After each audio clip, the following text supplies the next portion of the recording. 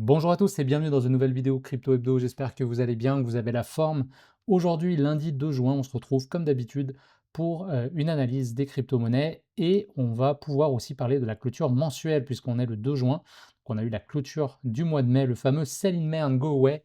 Donc, il y a quelques semaines, on en parlait. Je disais que cette année, à mon avis, le mois de mai devrait a priori être positif parce qu'on avait eu vraiment un début d'année qui avait été compliqué. Donc on le voit ici, on a eu effectivement une clôture très intéressante, hein. Je me lance dans le vif du sujet, on ne va pas tergiverser plus longtemps. Alors effectivement, la bougie mensuelle du mois de mai termine sur des niveaux historiques, hein, puisqu'on a eu la plus haute clôture mensuelle qu'on avait jamais eue sur Bitcoin. On a terminé à 104 000 dollars. On a eu une performance donc de 11% sur Bitcoin et on est même venu marquer un nouveau plus haut. Ça, c'était donc il y a 2 semaines. Mais la semaine dernière aussi, on a transigé rapidement, au-dessus des 110 000 et bah, là, je trouve que c'est vraiment intéressant au niveau mensuel, on a quelque chose de très propre. Vous voyez, si on recule un petit peu, on voit, tout ce cycle-là, donc le bear market, la première hausse, donc c'était vraiment ici qu'on avait eu un premier signal. Ensuite là, le bull run s'est vraiment enclenché octobre 2023. Très belle première phase. Ensuite, on a eu la fameuse consolidation, de l'été 2024. Ensuite, cassure, c'était en octobre. Novembre, là, on était sur les élections présidentielles. Et là, on a eu le mois de panique en février, vous vous rappelez. Et en fait, eh ben, on se rend compte que c'était vraiment une consolidation. Alors, beaucoup de personnes se demandent, est-ce que ce qu'on voit ici, c'est finalement un petit peu l'histoire qui se répète et on pourrait avoir un genre de double top comme on avait eu lors du dernier cycle. Et c'est vrai que double top, il y a eu, mais on était même allé chercher un petit peu plus haut. Donc c'est vrai que ça fait un petit peu penser. Alors par contre, quand on regarde les données, on-chain, c'est-à-dire, l'accumulation des whales, quand on regarde aussi les indices de surchauffe, on se rend compte qu'on n'est quand même pas dans la même configuration, qu'on l'était, le cycle précédent en octobre 2021. Donc là-dessus, je pense personnellement qu'on est plutôt sur une consolidation, qui peut durer, encore un petit moment, hein. On pourrait très bien consolider pendant encore un mois ou 2 et peut-être, en fin d'année là, aller, chercher une dernière percée ou est-ce que on va avoir un mouvement, qui va arriver un petit peu plus tôt, venir chercher les 120-130 000 peut-être, consolider et puis avoir, notre fameuse alt season. Donc ça, il est trop tôt pour le dire, hein, clairement, on reviendra là-dessus. C'est le but, hein, de ces vidéos chaque semaine. On remet à jour un petit peu les hypothèses et puis on regarde un petit peu ce qui est le plus vraisemblable. Statistiquement, quel est le scénario, on va dire, qui a le plus de chances de se réaliser. Alors après, ce que j'ai envie de répondre aussi aux personnes qui se disent: «Bah, attention, double top, il faut sortir». Il y a bien d'autres moments aussi où on pouvait être dans ce même genre de configuration et puis on a eu ces envolées. Donc c'est important en fait quand on fait du suivi de tendance, de pas anticiper, mais plutôt quand on a un signal et là c'est effectivement le cas, on a eu un signal haussier. Après on peut regarder en weekly et on voit qu'effectivement on est en train de travailler, ce niveau-là, mais pour l'instant on n'a pas de signal de retournement. Donc quand on fait du suivi de tendance, eh bien, il ne faut pas essayer de prédire les tops ou même de prédire les bottoms, hein, quand ça descend, parce que ça, je pense que c'est une des meilleures façons, de brûler son capital et de se fatiguer énormément, hein, parce qu'on essaie toujours d'avoir raison et c'est pas le but, en fait, hein. Je sais que c'est contre-intuitif, mais en tant que trader et investisseur, notre job, c'est pas d'avoir raison, c'est, de regarder ce qui se passe de façon, on va dire le plus neutre possible et puis, de s'exposer, aux différents scénarios en fonction de ce qui se passe. Donc voilà, ça c'était un point que je voulais ramener. Pour l'instant, sur, des high time frame, on est vraiment sur une tendance haussière. Là-dessus, c'est très clair et si on regarde en journalier rapidement, voilà, on voit qu'on est en train de retravailler. Pour l'instant, on est un peu dans ce range étriqué entre, on va dire, allez, 100 000 et 110 000, 111 000. Mais c'est une bonne chose, hein. Rappelez-vous encore, il n'y a pas si longtemps, quand on était à 100 000, c'était compliqué, on était dans le grid extrême et donc là, on va faire un petit tour rapide sur CoinMarketCap pour, regarder, les données, hein, les principaux, indicateurs et on voit qu'en ce moment, sur le Fear and Greed Index, eh bien, on est de retour en zone neutre à 56. Donc ça, je trouve que c'est extrêmement positif, c'est-à-dire qu'on a un Bitcoin qui se transige au-dessus des 100 000 depuis maintenant, bah, on va dire depuis début mai, hein. Donc on a eu un mois complet où on était au-dessus des 100 000 et on a un Greed Index qui est en zone neutre. Donc ça, c'est vraiment intéressant. Ce que ça veut dire, c'est que les 100 000 maintenant, d'une certaine façon, ils sont acquis. Alors attention, hein, rien n'est vraiment acquis dans la vie, mais pour l'instant, on voit que c'est, finalement un peu la valeur, sur laquelle, ben, les gens s'entendent à dire que voilà, un bitcoin ça vaut 100 000 aujourd'hui, début juin, 2025. Donc ça, c'est intéressant. Ça veut dire probablement que, on peut continuer un peu cette période de consolidation et si on casse, vers le nord et bien, je pense qu'on pourrait assister à un nouveau mouvement haussier. Donc voilà, ça c'est un point important. On va aller voir après Ethereum, mais j'en profite là puisqu'on est sur CoinMarketCap. Au niveau de la saison des altcoins, on est toujours à 22, hein. Ce que ça veut dire, c'est qu'il y a seulement 22 altcoins du top 100 qui surperforment Bitcoin. Donc pour l'instant, c'est toujours clairement Bitcoin qui surperforme, on va dire, l'ensemble des alts. Maintenant, comme je vous l'ai déjà dit il y a 2 semaines, on a eu un signal de retournement, je vais vous le montrer tout à l'heure. Donc c'est à surveiller. Pour moi, on peut avoir une alt season qui va arriver. Là-dessus, je reste très positif. On va regarder top performer du mois. C'est toujours intéressant de voir quelles sont les narratives qui ont eu le vent en poupe. Et on a donc SPX 6900, vous savez, ça c'est le meme coin que Mourad s'est un peu approprié. Donc on a une performance quand même de presque 100%. Derrière, on a Hyperliquid qui est quasiment de retour sur ses ATH, avec une très belle performance aussi, suivi de Dog with Hat. Donc ça, bah, je vous l'avais partagé sur la chaîne. On avait une position, moi j'ai encore une position en cours sur WIF. Donc très intéressant, c'est un meme coin qui s'était fait énormément malmener en début d'année. Et là, on voit que voilà, il est en train un peu de rattraper le retard. Après, on a donc du Zcash, du AV, du PP, donc encore un meme coin. Donc on voit quand même que les meme coins sont assez hauts. Et on a un Ethereum. Et alors ça, c'est super intéressant. Donc dans le top 7, donc finalement, si on descend un peu, on va finir par trouver Bitcoin, qui se trouve ici. Mais donc on voit, alors là, il y a une petite erreur du screener. Attendez, non, je regarde pas la bonne colonne. On est là. Donc effectivement, il y a quand même pas mal de cryptos qui commencent à surperformer Bitcoin en mensuel, et ça c'est très intéressant, et surtout de voir un Ethereum qui est dans le top 10, eh bien pour moi il est là le game changer, et c'est ce qui me fait dire qu'on a une alt season qui est en train de se mettre en place. Alors le niveau à casser, je pense que ça sera 2800, je vous le montrerai tout à l'heure graphiquement, mais voilà, ça c'est quelque chose que je voulais vous partager. Alors avant d'aller sur les charts, je voulais juste vous montrer aussi sur CoinGlass, vous savez, vous pouvez retrouver le retour historique de Bitcoin et d'Ethereum en fonction des quarters et en fonction des mois. Et donc, puisqu'on a eu la clôture mensuelle, j'aime bien vous montrer un petit peu ces données. Donc, on est toujours sur le Q2. Pour l'instant, on est un Q2 où on a plus 26%. Donc, on voit par rapport à l'average, on est sur une performance moyenne et on est au-dessus de la performance médiane. Donc, on a un Q2 qui est beaucoup plus intéressant que ce qu'on a eu au Q1. Rappelez-vous, Q1, c'était par rapport à un average de 51%. Bah là, on était, nous, en négatif à moins 11%. Donc, le début d'année a été clairement compliqué. Ça a été avec toutes les dramas que Trump nous a fait, et c'est pas complètement terminé, hein. On n'est pas sorti du bois avec lui, mais au moins on voit que bah, la liquidité est en train de retourner, que Bitcoin, ben, on l'a vu, hein, est au-dessus des 100 000 dollars, et qu'il y a des choses qui sont en train de se passer. Et surtout au niveau d'Ethereum, alors vous voyez, Q1 ça a été encore plus compliqué, on était à moins 45%, donc ça a été un des pires quarters. Le dernier c'était en 2018, et là on était en bear market. Donc autant dire que ça a été compliqué, avec un average de 77%. Et là, on voit qu'on est à 38% pour l'instant sur le Q2. Donc le mois de juin, c'est le dernier mois du Q2. On a encore de la marge par rapport à ce qu'on a déjà vu historiquement. On voit par exemple en 2019, on avait fait 100%, 450% sur 2017. Alors là, attention à prendre avec des pincettes parce qu'Ethereum venait de sortir, donc on avait le vent dans les voiles. Mais on a quand même un average à 64%. Donc pour moi, on a encore de la marge là sur Q2. Par contre, attention, Q3, on voit que historiquement, il ne se passe pas grand-chose sur Ethereum. Et c'est seulement après en Q4 qu'on récupère quelque chose. Donc, est-ce qu'on aura un beau mois de juin, ensuite une temporisation sur juillet, août, septembre, et puis à nouveau un retour en Q4? Voilà, moi ça c'est une hypothèse que j'envisage. On remettra ça à jour encore une fois semaine après semaine, mais c'est quelque chose à garder en tête.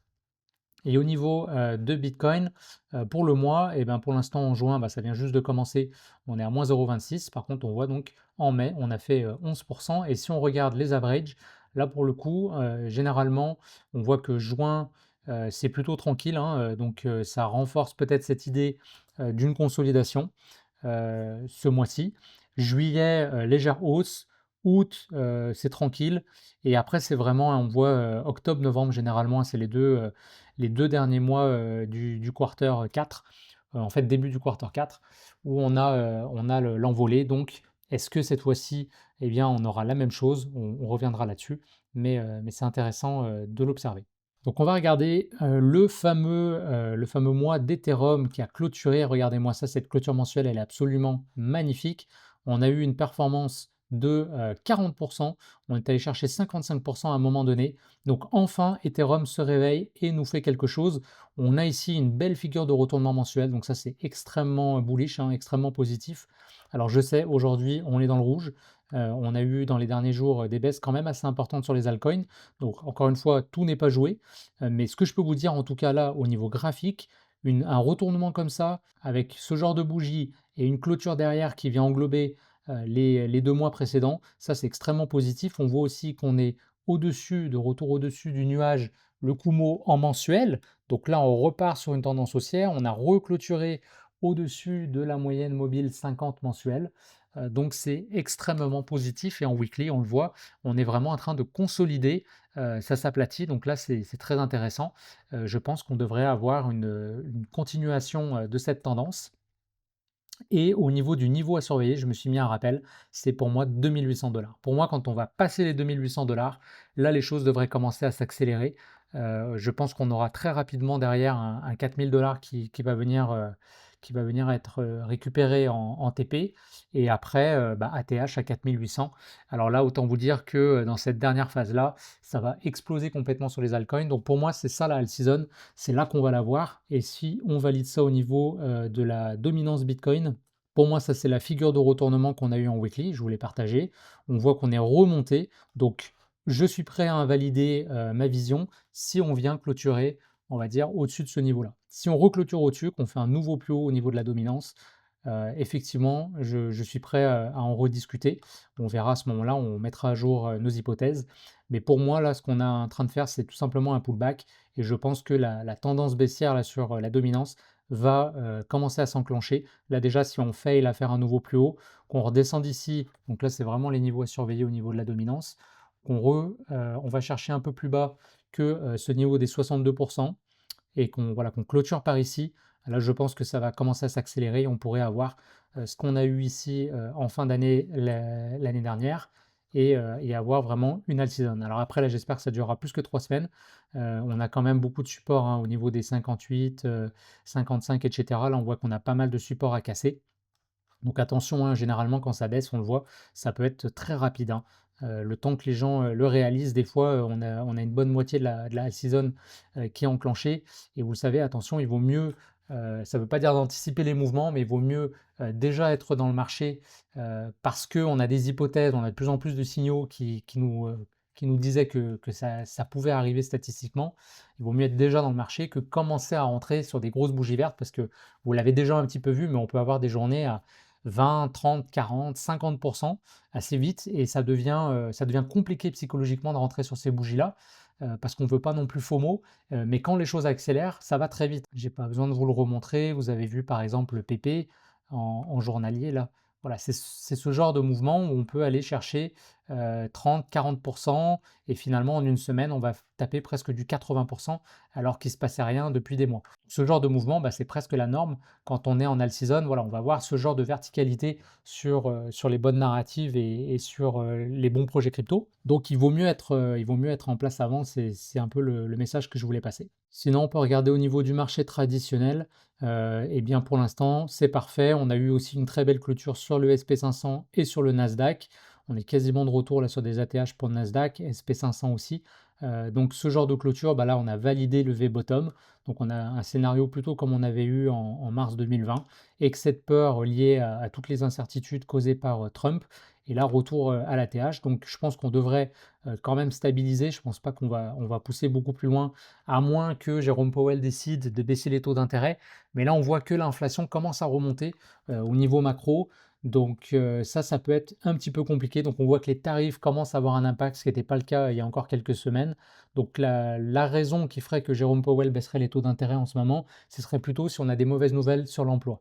Sauf que là, baisser les taux pas parce que l'inflation est contrôlée, mais plutôt parce qu'on a des problématiques sur l'emploi, ben, entre guillemets, c'est baisser les taux, pas pour la bonne raison et donc ça veut dire qu'à court terme, on aura peut-être de la liquidité qui va se déverser, mais attention quand même, c'est toujours un petit peu, c'est toujours un petit peu compliqué quand on a ce genre de baisse, derrière. Ça veut quand même dire que le marché, ça va pas très bien.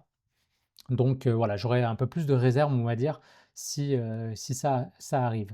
Après, on peut avoir aussi, un événement, ça pourrait être par exemple, une grosse entreprise qui décide de remettre du bitcoin, dans ses réserves. On voit que pour l'instant, les entreprises sont encore mitigées. Alors on a GameStop qui l'a fait, je crois que c'est Microsoft dernièrement qui s'est positionné à 90 où ils ne voulaient pas que ça soit le cas. J'espère que je ne me trompe pas, mais c'était une grosse boîte comme ça, du GAFAM. Donc c'est encore pas une évidence pour beaucoup.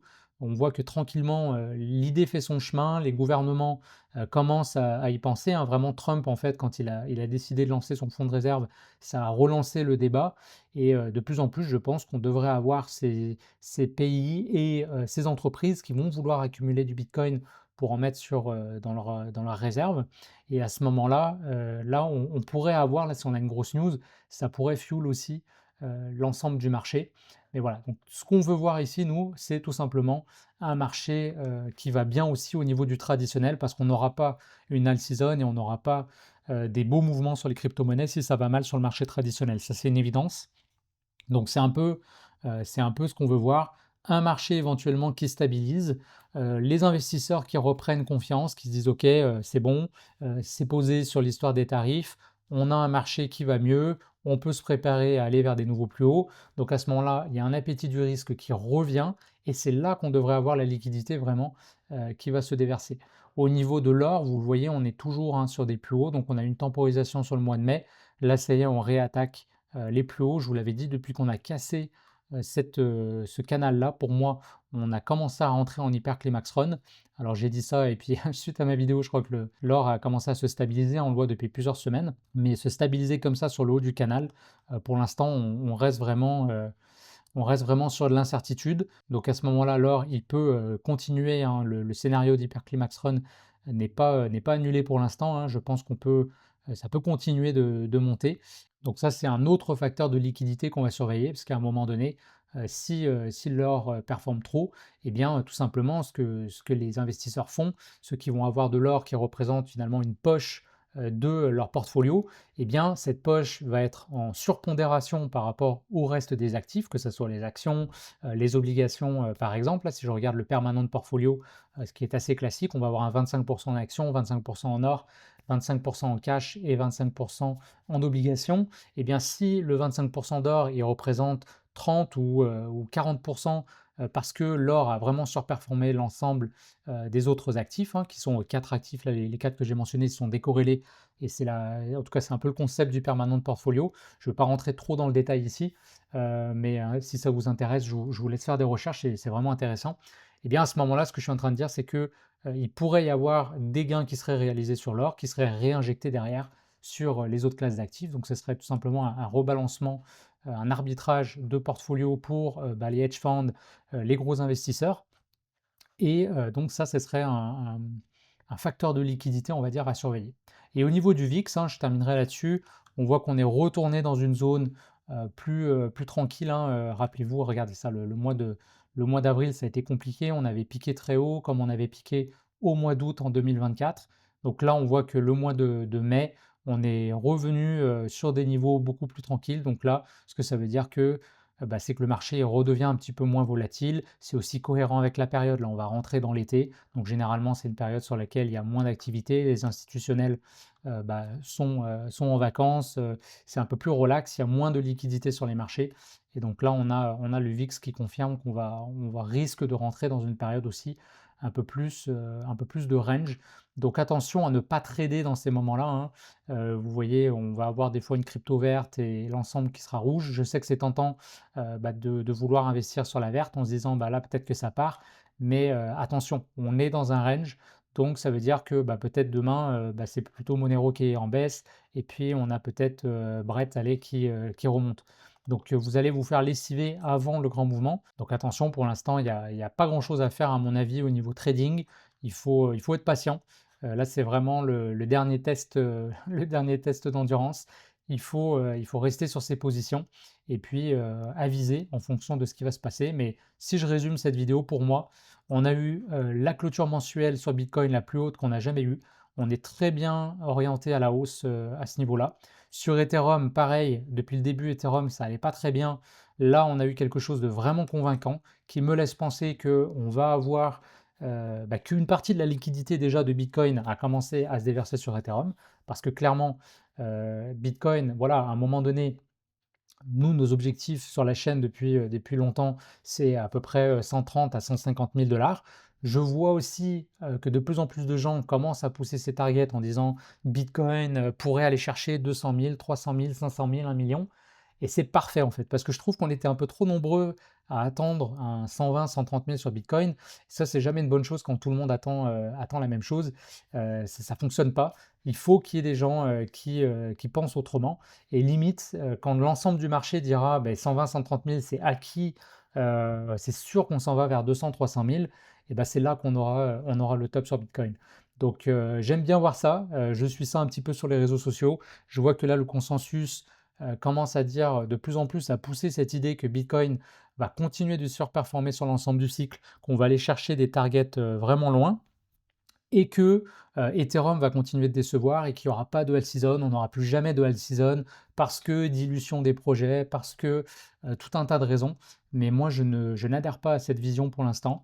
Je pense que là, on a un signal autant ici et autant sur la dominance qui me fait vraiment dire que attention, il y a quelque chose qui est en train de changer, il y a quelque chose qui est en train de se mettre en place, un mouvement beaucoup plus important qu'on peut l'imaginer maintenant.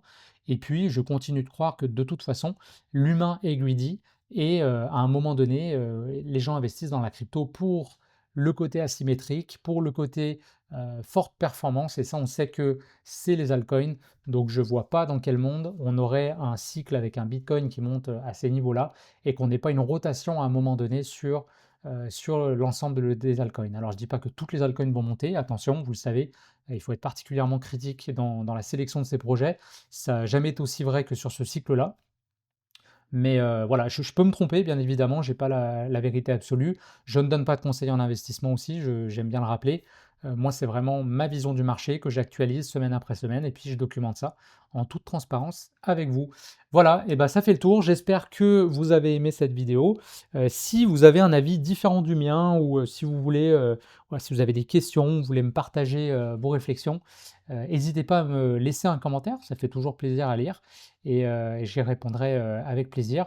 Et puis, pensez aussi à mettre un like sous la vidéo, ça aide l'algorithme. Je vous souhaite une excellente semaine, hein, on prend ça tranquille, soyez prudents sur les marchés et on se retrouve lundi prochain pour une autre vidéo. Salut tout le monde.